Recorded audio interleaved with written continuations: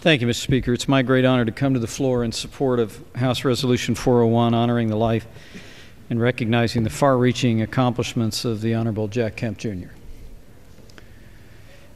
You know, Mr. Speaker, I got a real fancy speech here, and I'd like to ask unanimous consent that it be included in the record in its entirety. Without objection. Because I'm just going to wing it. Jack Kemp was my hero, who became my friend. And I have the great privilege of serving as House Republican Conference Chairman in the role that he held when he left this body to run for President of the United States of America. Some people have accused me from time to time of actually dyeing my hair to look more like Jack Kemp. And he liked that line. He was a great man. He stood for all the things that I believe in. But I thought, in keeping with Congressman Arthur Davis's sentiments expressed, I just thought I might rise and just tell you a story about Jack, about who he really was. He came to Indianapolis for me about a year and a half ago, Mr. Speaker, and I knew when you bring Jack in for an event, you don't just meet with the local political people. You got to go into the inner city. You got to meet with the underserved community. So I took him down to a place called the Lord's Pantry, the soup kitchen in inner city Indianapolis, run by a now deceased black pastor by the name of Lucius Newsom. And there we were. We walked into this little food pantry, and there was Jack Kemp, former quarterback, former candidate for president, former Secretary of HUD, whips off his jacket, rolls his sleeves up, and he regaled the poorest of the poor with his vision for entrepreneurial capitalism and the American dream. And they loved him. And then at the very end of that, Pastor Newsom looks at him, this wonderful inner city black pastor, and he said, "Mr. Kemp, I know you're a wealthy man, so I'm not going to let you leave without asking you for money for a woman's shelter we're trying to build down the street."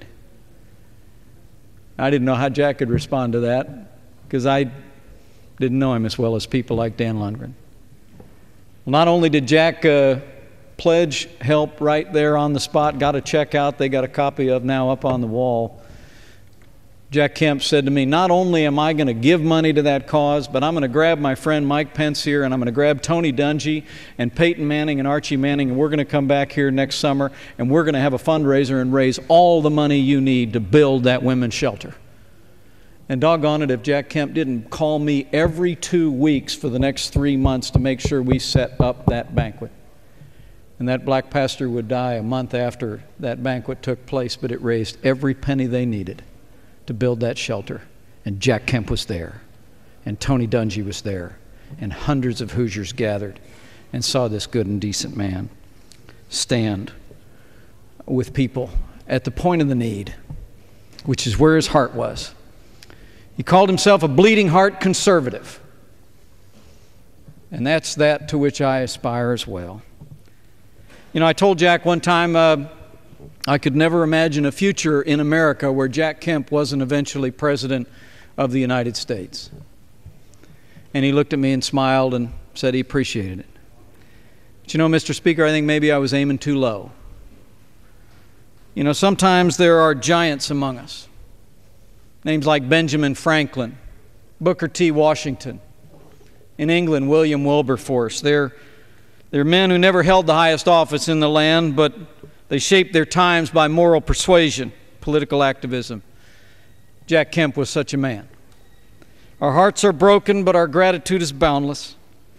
Our prayers go out to Joanne and his entire family, which really extends to the millions, if you knew the man. The debt this nation owes to Jack Kemp can only be repaid by imitation of his example. I will always be proud to have known this good and great man. And I will always, first and foremost, refer to myself as a Jack Kemp Republican.